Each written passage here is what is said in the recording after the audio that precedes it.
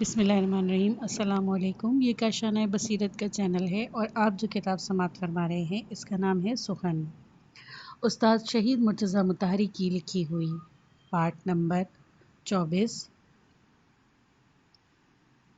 مورخین نے لکھا ہے کہ یہ وہ لوگ تھے جو گناہوں سے بچتے تھے، کبھی جھوٹ نہیں بولتے تھے زیادہ، جیسے جابر حکام کے سامنے اپنے عقیدے کا برملا اظہار کرتے، گناہوں کا ارتکاب کرنے والوں کے سخت خلاف تھے۔ ان میں سے بعض قائم اللیل اور صائم النہار تھے، دوسری طرف ان کے عقائد سطحی تھے۔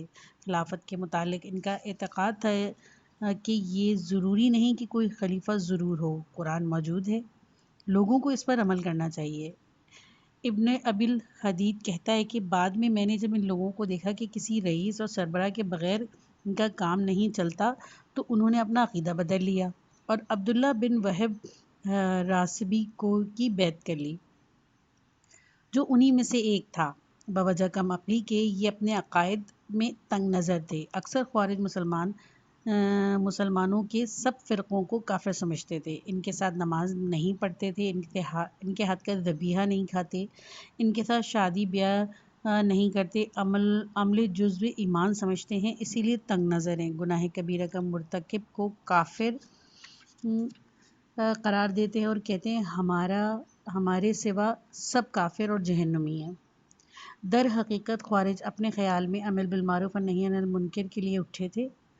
جب وہ امام علی علیہ السلام کو اپنا ہم خیال بنانے میں مایوس ہو گئے تو وہ پہلی بار کوفے کے ایک مکان میں اکٹھا ہوئے اور ان میں سے ایک شخص نے سنسنی خیز تقریر کی، بخدا جو لوگ خدائے رحمان پر یقین نہیں رکھتے اور قرآن کے احکام پر سر تسلیم خم نہیں کرتے، ان کے لیے مناسب نہیں کہ وہ امر بالمعروف اور نہی عن المنکر کے اعلان حق کے مقابلے میں دنیا کو عزیز رکھیں، ہر چند ان باتوں سے کوئی نقصان اور ضرر پہنچے۔ جو لوگ اس دنیا میں نقصان اٹھائیں گے ان کو قیامت میں ان کا صلہ اللہ کی خوشنودی اور جنت کی شکل میں ملے گا۔ لہٰذا بھائیو، آؤ اس شہر میں جو فساد اور ظلم کا گڑھ ہے باہر نکلیں اور کسی پہاڑ کے دامن میں یا ایسے شہر میں چلے جائیں جہاں کے لوگ ان گمراہیوں اور بدعتوں میں مبتلا نہ ہوں۔ عمل بالمعروف کی شرائط۔ شیعہ فقہ اور سنی فقہا دونوں نے عمل بالمعروف کی کچھ شرائط بیان کی ہیں۔ ان شرائط کی روح سے فقہا اس کو جائز نہیں سمجھتے کہ ہر کسی اور ناقص عمل بالمعروف کے نام پر دوسروں کو تنگ کرنا شروع کر دے یا مار پٹائی یا خون ریزی کا سبب بنے، کیونکہ تشدد کے استعمال کے لیے اور بھی سخت شرائط ہیں۔ عمل بالمعروف اور نہی عن المنکر کی دو بنیادی شرطیں ہیں جو ہر حال میں ضروری ہیں۔ خوارج میں ان دو میں سے ایک بھی شرط نہیں پائی جاتی، بلکہ ایک شرط کے تو وہ سرے سے ہی منکر ہیں۔ وہ دو شرطیں یہ ہیں، دین کی بصیرت اور عمل کی بصیرت۔ دین کی بصیرت سے یہ مراد ہے کہ دینی امور کے متعلق کافی اور صحیح واقفیت رکھتا ہو، حرام اور حلال، واجب اور غیر واجب میں امتیاز رکھتا ہو۔ ان لوگوں کو یہ بصیرت حاصل نہیں تھی، لہٰذا انہوں نے قرآن کی ایک آیت سورہ انعام کی 57 حکم اللہ کے سوا کسی کا نہیں چلتا، وہ صحیح بات بتلانے والا اور بہترین فیصلہ کرنے والا ہے، کو اپنی ساری کارروائی کی بنیاد بنا لیا تھا اور لا حکم الا اللہ کا اپنا نعرہ قرار دیا۔ حالانکہ اس آیت کی تحکیم وغیرہ سے کوئی تعلق نہیں۔ رہی عملی بصیرت تو اس بارے میں فقہا عمل بالمعروف نہی عن المنکر کے ضمن میں ایک شرط ممکنہ اثر کے عنوان سے اور ایک شرط مفسدہ کے مرتب نہ ہونے کے عنوان سے ذکر کرتے ہیں۔ عمل بالمعروف اور نہی عن المنکر کا مقصد یہ ہے کہ نیکی رواج پائے اور بدی مٹ جائے۔ عمل بالمعروف نہی عن المنکر وہیں ہونا چاہیے جہاں حصول مقصد کا احتمال ہو۔ اگر معلوم ہو کہ مطلوبہ نتائج نہیں نکلے گا تو عمل بالمعروف واجب ہی نہیں۔ دوسری بات یہ کہ عمل بالمعروف اور نہی عن المنکر کا مقصد اصلاح احوال ہے، اس لیے یہ عمل وہیں انجام پانا چاہیے جہاں پہلے سے بھی بڑھ کے کوئی اور مفسدہ پیدا نہ ہو۔ ان دونوں شرائط کے لیے بصیرت ضروری ہے۔ جو شخص بصیرت نہیں رکھتا وہ یہ پیش بینی نہیں کر سکتا کہ آیا اس کے کام کا صحیح نتیجہ نکلے گا یا نہیں، اور یہ کہ کوئی اور بڑی خرابی تو پیدا نہیں ہوگی۔ یہی وجہ ہے کہ امر بالمعروف جاہلانہ طریقے سے کیا جائے تو اس کا نتیجہ جیسا کہ حدیث میں آیا ہے اصلاح سے زیادہ فساد ہے۔ دوسرے واجبات کے متعلق یہ نہیں کہا گیا کہ ان میں سے کسی کی شرط ہے کہ اگر تمہیں معلوم ہو کہ کچھ فائدے کا احتمال ہو تو اسے بجا لاؤ ورنہ نہیں، حالانکہ جیسے کہ ہم نے پہلے بیان کیا تھا کہ ہر واجب کے بجا لانے میں کوئی فائدہ اور مصلحت ضرور پیش نظر ہے، لیکن اس مصلحت کا سمجھنا لوگوں پر نہیں چھوڑا گیا۔ نماز کے متعلق یہ نہیں کہا گیا کہ اگر دیکھو کہ کچھ فائدہ ہے تو پڑھو اور اگر دیکھو کہ فائدہ نہیں ہے تو نہ پڑھو۔ روزے کے متعلق بھی یہ نہیں کہا گیا اگر فائدہ کا احتمال ہو تو رکھو، اگر نہیں ہو تو نہ رکھو۔ ہاں، روزے کے بارے میں البتہ یہ کہا گیا کہ اگر مضر کا اندیشہ ہو تو نہ رکھو۔ اسی طرح حج یا زکوٰۃ یا جہاد کے بارے میں بھی ایسی کوئی قید نہیں۔ امر بالمعروف کے بارے میں البتہ یہ قید ہے کہ یہ دیکھو کہ اس کا اثر کیا ہے، کیا رد عمل ہوگا اور کیا اس کا بجا لانا اسلام اور مسلمانوں کے مفاد میں ہے کہ نہیں۔ اس واجب کو بجا لاتے ہوئے ہر شخص کا یہ حق ہے کہ بلکہ ہر شخص کے لیے ضروری ہے کہ دلیل سے، عقل سے اور بصیرت سے کام لے اور دیکھے کہ اس کام سے یہ فائدہ ہے یا نہیں۔ عمل بالمعروف اور نہی عن المنکر جس عمل کا نام ہے یہ محض تعبدی نہیں، یعنی ایسا عمل نہیں جس کو محض عبادت سمجھ کر غور و خوض کے کیے بغیر انجام دیا جائے۔ عمل بالمعروف کے بارے میں خوارج کا عقیدہ۔ خوارج کو چھوڑ کر سب اسلامی فرقوں کا اس بات پر اتفاق ہے کہ عمل بالمعروف اور نہی عن المنکر میں بصیرت سے کام لینا واجب ہے۔ تعصب اور جمود چونکہ خوارج کی امتیازی خصوصیات تھیں، اسی لیے وہ کہتے تھے کہ عمل بالمعروف اور نہی عن المنکر محض تعبدی عمل ہیں، ان سے فائدہ ہونے اور نقصان ہونے کے احتمال کی کوئی شرط نہیں اور نہ ان باتوں کا حساب لگانے کی ضرورت ہے۔ یہ تو ایک ایسا فرض ہے جو آنکھ بند کر کے انجام دینا چاہیے۔ خوارج اگرچہ جانتے تھے کہ وہ مارے جا رہے ہیں اور ان کا خون بیکار جا رہا ہے، لیکن وہ اس عقیدے کے مطابق بغاوتیں کرتے رہتے، دہشت پھیلاتے رہتے، پیٹھ پھاڑتے رہے۔ عمل کے معاملے میں نہ صرف یہ بصیرت سے بے بہرہ تھے بلکہ جہاں تک امر بالمعروف اور نہی عن المنکر کا تعلق ہے یہ کسی بصیرت کی ضرورت کے قائل بھی نہیں تھے اور اسی وجہ سے یہ عالم اسلام کے لیے زبردست مصیبت بن گئے تھے۔ وہ مصیبتیں جو خوارج نے اسلام کے لیے پیدا کی، اس سے بڑھ کر اور کیا مصیبت ہوگی کہ حضرت علی مرتضیٰ علیہ السلام خوارج کے ہاتھوں قتل ہوئے۔ عبد الرحمن نے ملجم خارجی تھا، جیسا کہ خود امیر المومنین علیہ السلام نے فرمایا۔ اسے امیر المومنین علیہ السلام سے کوئی ذاتی دشمنی یا عناد نہیں تھا۔ امیر المومنین علیہ السلام نے اس پر احسانات کیے تھے، لیکن وہ جاہل اور گستاخ آدمی تھا اور اپنے عقیدے کی بنا پر یہ سمجھتا تھا کہ علی علیہ السلام نعوذ باللہ کافر ہو گئے ہیں اور وہ ان 3 آدمیوں میں سے ایک ہیں جن کی وجہ سے مسلمانوں میں فتنہ و فساد پھیلا ہے۔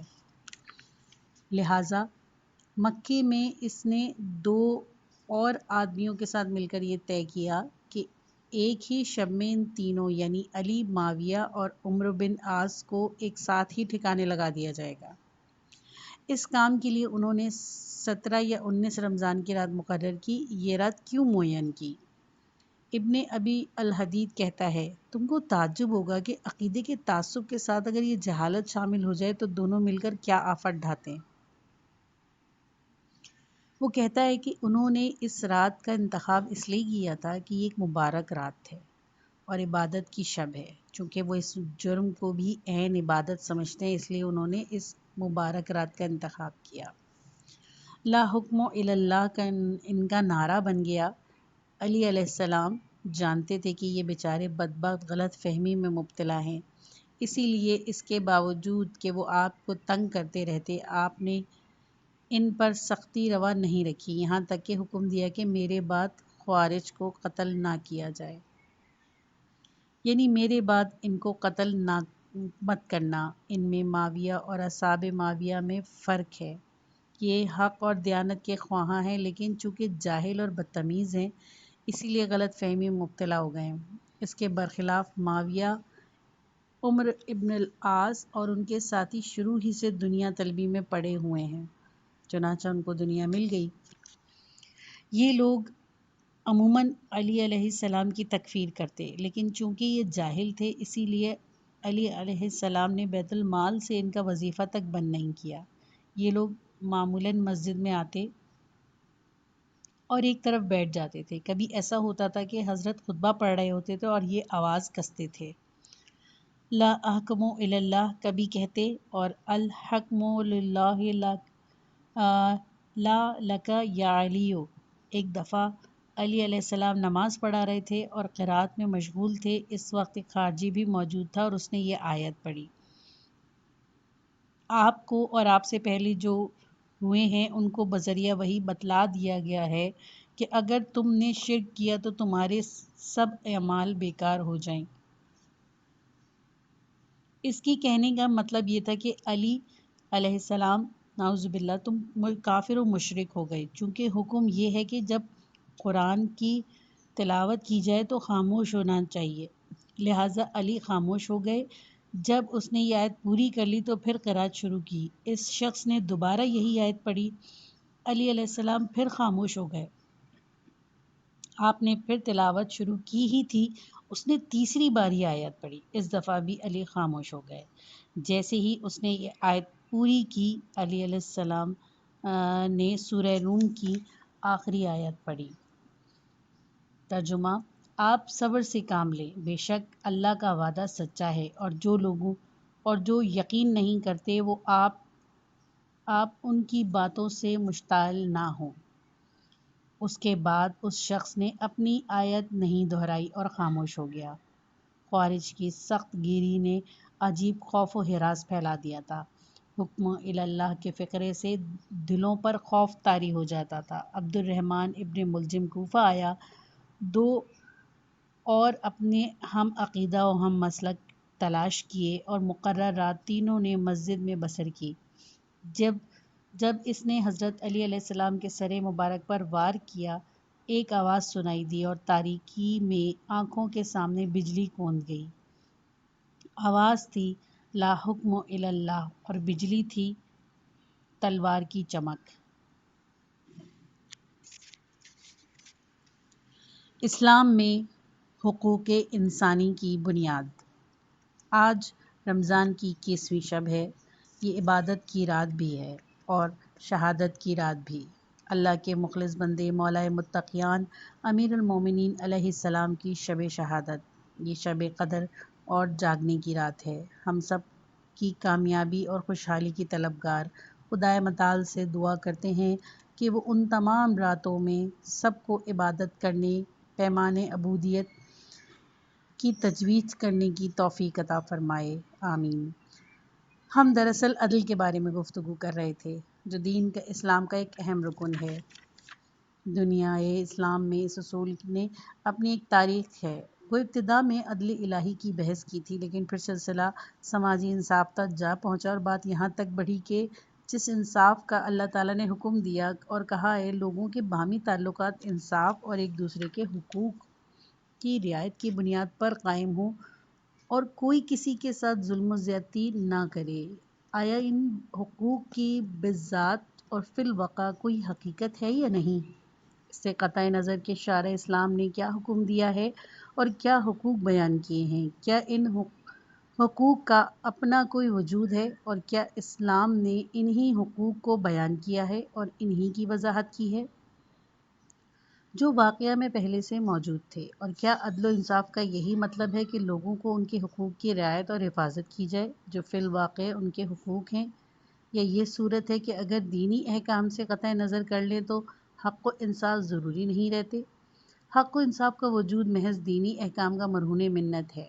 جس چیز کو دین حق و انصاف قرار دے وہی حق و انصاف ہے، اور جس بات کو ظلم و زیادتی قرار دے وہ ظلم و زیادتی ہے۔ میں نے کہا تھا کہ مسلمانوں میں کچھ ایسے عالم ہوئے ہیں جنہوں نے اصول عدل کا انکار کیا۔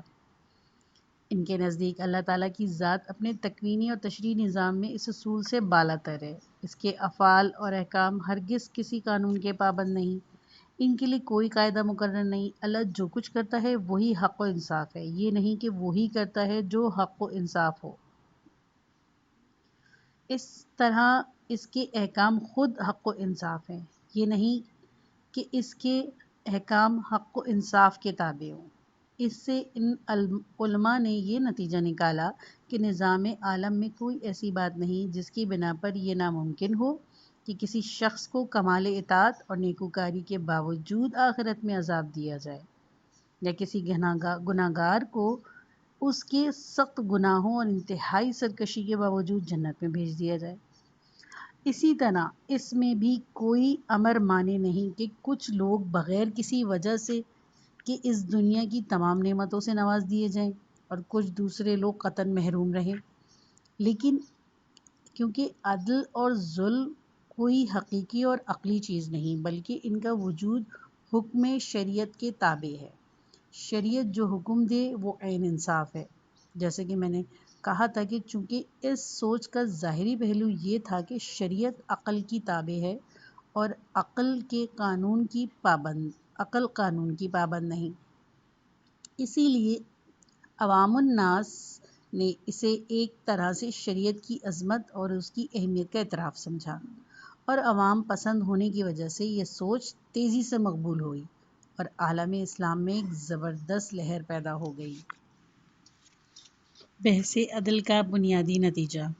ایک بڑا نتیجہ اس بحث کا یہ ہے کہ پہلے نظریے کی بنا پر کہ کچھ کام واقعی اچھے ہیں اور کچھ کام برے، اسلام کے احکام اسی حسن و قبیح کے تابع ہیں اور یہ حق و انصاف کا واقعی وجود ہے جس کا اسلام نے باضابطہ اعتراف کیا۔ ہم یہ کہہ سکتے ہیں کہ اسلام کا اپنا ایک معاشرتی فلسفہ ہے اور اسلام میں کچھ بنیادی حقوق ہیں، اور اس بنا پر ہم غور کر سکتے ہیں اور یہ فیصلہ کر سکتے ہیں کہ وہ بنیادی حقوق کیا ہیں اور اسلام کے اس ضمن میں کیا اصول ہیں۔ اسلام کس بنیاد پر کسی کو حقدار اور ذی الحق تسلیم کرتا ہے اور اس نے کس بنیاد پر قوانین وضع کیے۔ اس طرح ہم بہت ساری صورتوں میں ان اصولوں سے رہنمائی حاصل کر سکتے ہیں، لیکن دوسرے نظریے کے مطابق اسلام کا نہ کوئی معاشرتی فلسفہ ہے اور نہ اسلام میں بنیادی حقوق ہیں اور نہ ان حقوق سے متعلق کوئی اصول، بلکہ یہ نظریہ تو سرے سے ہی بنیادی حقوق کا منکر ہے۔ اس کے مطابق اصل چیز احکام الہی کی بے چوں چرا تعمیل ہے۔ شیعہ مذہب میں عدل کا اصول۔ ہم چونکہ شیعہ ہیں، ہمارے نقطۂ نظر سے عدل کا اصول کسی ثبوت کا محتاج نہیں۔ شیعوں کے نزدیک یہ ایک بنیادی اصول ہے اور ضروریات دین میں شامل ہے۔ زمانہ قدیم سے یہ فقرہ مشہور ہے، یعنی عدل اور توحید علوی اصول ہیں اور جبر تشبیہ عمومی ہے۔ عدل کا مطلب وہی ہے جو بیان کیا جا چکا ہے۔ توحید کا مطلب ہے خدا کو اجسام کی تمام صفات سے منزہ سمجھنا اور اس کی ذات و صفات کو ایک دوسرے سے الگ نہ سمجھنا۔ جبر کے معنی ہیں انسان کو مجبور سمجھنا اور اس کا انکار کرنا کہ وہ اپنے اعمال میں مختار ہے۔ چونکہ اختیار عدل ہی کی ایک شاخ ہے، اسی لیے عدل کی شاخ کے انکار کا مطلب جبر کا عقیدے کا قائل ہونا ہے۔ تشبیہ سے مراد ہے خدا کو ممکنات سے مشابہ سمجھنا اور ممکنات کی جو صفات ہیں ان میں سے کسی صفت کو یہ سمجھنا کہ یہ خدا کی صفت بھی ہے۔ مثلاً خدا کا شب برات میں آسمان پر اترنا۔ تفصیل کے لیے دیکھیے مکتب تشیع اور اسلام دین حکمت۔ اسلام میں بنیادی حقوق۔ عدلیہ کے مسلک کے مطابق جن میں شیعہ بھی شامل ہیں، بلکہ در حقیقت یہ مسلک شیعوں ہی کا ہے، اسلام میں متعدد بنیادی حقوق ہیں اور اس ضمن میں اسلام کے کچھ اصول ہیں جن کے مطابق اسلامی قوانین واضح کیے گئے۔ چونکہ عدل کے معنی ہیں حقدار کو اس کا حق پہنچانا، اسی لیے آئیے یہ دیکھتے ہیں کہ ان اصولوں کے مطابق جو قرآن کریم اور پیشوا یا دین کے اقوال سے مستنب ہوتے ہیں، اسلامی میں بنیادی حقوق کیا ہیں۔ یہ کیسے ہوتا ہے کہ انسان میں اور کسی دوسری چیز میں ایسا تعلق پیدا ہو جائے جس کو حق کہا جائے، اور اگر کوئی شخص اس چیز کو متعلقہ شخص سے لے کر یہ کہا جائے کہ اس نے اس کا حق چھین لیا، اس تعلق کے موجود کیا چیز ہے۔ میں نے کہا کہ اس تعلق کی موجد کیا چیز ہے؟ موجد یعنی وجود میں لانے والا، بالفاظ دیگر علت اور سبب۔ نظام عالم علت و معلول اور سبب و مسبب کا ایک سلسلہ ہے۔ اس موجد یا علت یا سبب کی جو نام بھی اس کا رکھیں دو قسمیں ہیں، فاعلی اور غائی۔ یعنی اگر کوئی چیز دوسری چیز کو وجود میں لانے کا سبب بنتی ہے تو یا تو وہ اس کی فاعلی ہے یعنی کرنے والی ہوتی ہے، مثلا انسان بات کرتا ہے تو یہ بولنے والا اپنے کلام کا فاعل ہے۔ اگر یہ فاعل نہ ہوتا تو اس کے فعل یعنی کلام یعنی بات کا بھی کوئی وجود نہ ہوتا۔ یہ جو چیز کسی دوسری چیز کو وجود میں لانے کا سبب بنتی ہے وہ فاعل کی غایت یا اس کا مقصد ہوتی ہے، اور فعل اس مقصد کے حصول کا ذریعہ ہوتا ہے۔ پھر وہی مثال لے لیجئے، جب کوئی بات کرتا ہے تو بات کرنے سے اس کا کچھ مقصد ہوتا ہے، وہ یا تو کسی سے اپنی بات منوانا چاہتا ہے یا کسی کو اس بات پر آمادہ کرنا چاہتا ہے، وغیرہ وغیرہ۔ اگر یہ مقصد اور غرض نہ ہوتی اور ایسا نہ ہوتا کہ بات کرنا کا مقصد کے حاصل کرنے کے ذریعہ اور وسیلہ ہوتے تو یہ کلام وجود میں ہی نہ آتا۔ حاصل یہ ہوا کہ جب کوئی بات کرتا ہے تو اس بات کا تعلق خود اس شخص سے ہوتا ہے جس کے ذریعے اور وسیلے سے بات ہے۔ اسی طرح بات کرنے کے دو سبب ہوئے، پہلا سبب فاعلی کہلایا اور دوسرا سبب غائی۔ اگر ان دونوں میں ایک بھی سبب موجود نہ ہو تو بات کرنے کا عمل وجود میں نہیں آتا، لہٰذا یہ دونوں سبب اس عمل کے موجد یعنی اس عمل کو وجود میں لانے والے ہیں۔ جب ہم حق اور ذی حق کی بات کرتے ہیں تو اس کے معنی یہی ہوتے ہیں کہ بشر مثلاً مادی فلسفے کے مطابق اس بات کو کوئی معنی نہیں کہ ہم یہ کہیں کہ موجودات عالم کی علت غائی انسان ہے اور دنیا کی سب نعمتیں انسان کی خاطر وجود میں آئیں۔ یہ ہم صرف اس صورت میں کہہ سکتے ہیں جب ہم پہلے یہ تسلیم کر لیں کہ تمام قوانین فطرت ایک طرح کے شعور کلی کے تابع فرما ہیں اور وہ شعور کلی ایک چیز کو دوسری چیز کی خاطر وجود میں لاتا ہے۔ اگر وہ دوسری چیز نہ ہوتی یا اس کی کسی کو ضرورت کو پورا کرنا مقصود نہ ہوتا تو یہ پہلی چیز وجود میں نہ لائی جاتی۔ مثلا ہم کہتے ہیں کہ منہ میں دانت چبانے کے لیے پیدا کیے گئے ہیں تاکہ غذا چب کر زیر زبان غدود سے جو رطوبت خارج ہوتی ہے اس کے ساتھ مل کر ہضم کا پہلا مرحلہ منہ ہی میں طے کر لے۔ یعنی مادی فلسفے کی روح سے کوئی چیز کسی دوسری چیز کے لیے مدد کے لیے پیدا نہیں ہوئی۔ اگر کوئی موجود دوسرے موجود سے فائدہ اٹھاتا ہے تو اس کی وجہ یہ نہیں کہ دوسرا موجود پہلے موجود کے لیے بنایا گیا ہے، بلکہ یہ اتفاق ہے کہ وہ پہلے موجود کے لیے مفید ہے اور پہلا موجود اس سے فائدہ اٹھا رہا ہے۔ ہمیں اس وقت اس سلسلے کی تمام نظریوں میں سے بحث نہیں، ہم صرف یہ دیکھنا چاہتے ہیں کہ اسلامی عقائد کے موجب مجموعی طور پر صورتحال کیا ہے۔ حق اور ذی حق کے درمیان تعلق غائی۔ مجموعی طور پر اسلامی عقائد اور انسان کائنات اور زندگی کے متعلق اسلامی طرز فکر کے مطابق انسان اور کائنات کی کارآمد چیزوں کے درمیان تعلق غائی موجود ہے۔ یعنی انسان اور کائنات کی کارآمد چیزوں کے درمیان تخلیقی نقشے کے مطابق ایک ایسا تعلق اور رشتہ ہے کہ اگر انسان نہ ہوتا تو کائنات کا نقشہ ہی کچھ اور ہوتا اور اس کی تخلیق ہی کسی دوسرے طرز پر ہوتی۔ قرآن کریم نے اس کی بار بار تصریح کی ہے۔ دنیا میں سب کارآمد چیزیں انسان کے لیے ہی پیدا کی گئی ہیں۔ قرآن کریم کی روح سے انسان اور اللہ کی قدرتی نعمتوں کے درمیان اس وقت سے ایک طرح کا تعلق ہے اور رشتہ قائم ہے جب ابھی انسان ان نعمتوں سے بہرور ہونا شروع بھی نہیں کیا تھا اور نہ پیغمبر اسلام کے ذریعے دینی احکام کا اعلان ہوا تھا۔ قرآن کہتا ہے، سورہ بقرہ کی آیت نمبر 69، زمین میں جو کچھ ہے اللہ نے تمہارے لیے پیدا کیا ہے۔ سورہ اعراف میں تخلیق آدم کے قصے کی ابتدا میں ارشاد ہوتا ہے، بے شک ہم نے تم کو زمین پر رہنے کے لیے جگہ دی، تمہارے لیے اس میں سامان زندگی پیدا کیا، تم لوگ بہت ہی کم شکر کرتے ہو۔ یعنی تم جن نعمتوں سے استفادہ کرتے ہو یہ تمہارے لیے پیدا کی گئی ہیں۔ اس حقیقت کو قرآن کی متعدد آیات میں بیان کیا گیا ہے۔ قرآن کی تصریح سے قطع نظر اگر ہم خود نظام عالم پر غور کریں تو ہمیں محسوس ہوگا کہ جمادات اور نباتات میں اور اس طرح جمادات و نباتات اور حیوانات میں اور پھر جمادات و نباتات و حیوانات اور انسان میں ایک طرح کا تعلق غائب موجود ہے۔ اس زمین پر ایک طرف غذائی مواد کا ایک سلسلہ ہے اور دوسری طرف حیوانات کی تخلیق اس طرح ہوئی کہ وہ صرف اس غذائی مواد پر ہی زندہ رہ سکتے ہیں۔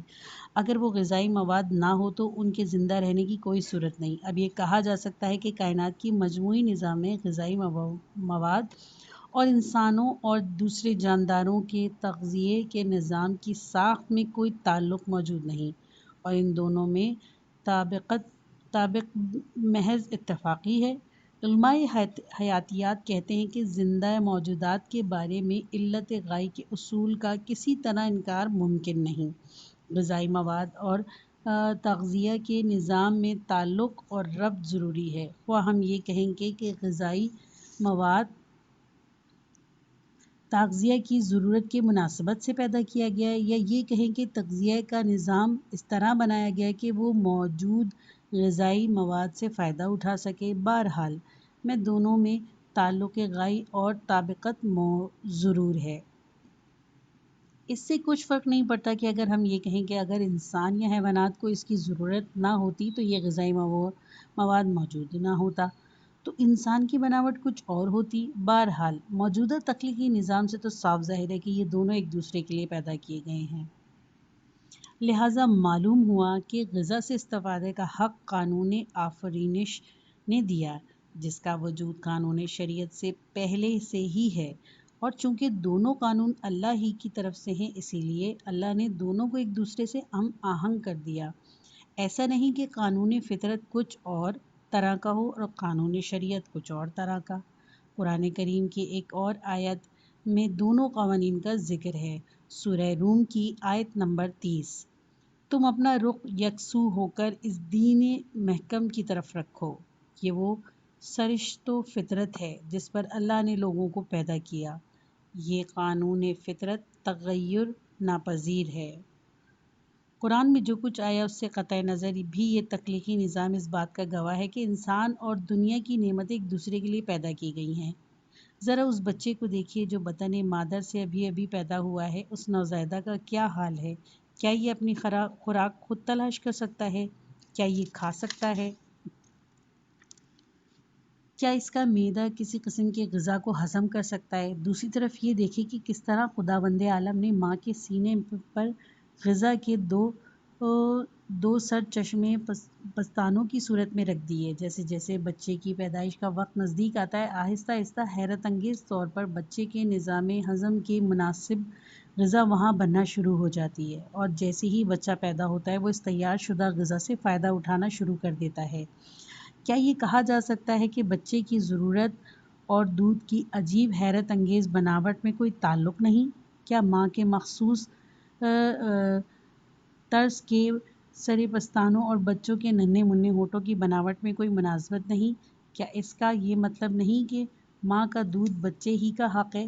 یہ حق کس نے مقرر کیا؟ قانون آفرینش نے۔ بچے اور اس کی ماں کا دودھ کے درمیان تعلق کی نوعیت کیا ہے؟ تعلق غائی، یعنی یہ دودھ اور اس کے بنانے کا پورا نظام بچے ہی کی خاطر وجود میں آیا، اسی لیے پیدائشی طور پر یہ دودھ بچے کا حق قرار پایا، اور ان سے جو دودھ ٹپکتا ہے وہ بچے کے لیے ہی ٹپکتا ہے، کسی اور کے لیے نہیں، اور نہ ہی یہ بلا وجہ ٹپکتا ہے۔ حکمہ کی ایک اصطلاح ہے، وہ اس عالم کی تمام مخلوقات کو طبعی موجودات سے تعبیر کرتے ہیں اور کہتے ہیں کہ 7 باپ ہیں، 4 مائیں اور 3 بچے۔ 7 باپوں سے ان کی مراد 7 آسمان جن کی قدمہ قائل ہے۔ 4 ماؤں سے مراد عناصر سر اربع ہے اور قد ماں کے خیال تھا کہ 4 عناصر 4 ہیں، پانی، مٹی، ہوا اور آگ، اور 3 بچوں سے مراد ان کی دنیا کے مرکبات ہیں جن کو مجموعی طور پر 3 اقسام قرار دی گئی ہیں، یعنی جمادات، نباتات اور حیوانات۔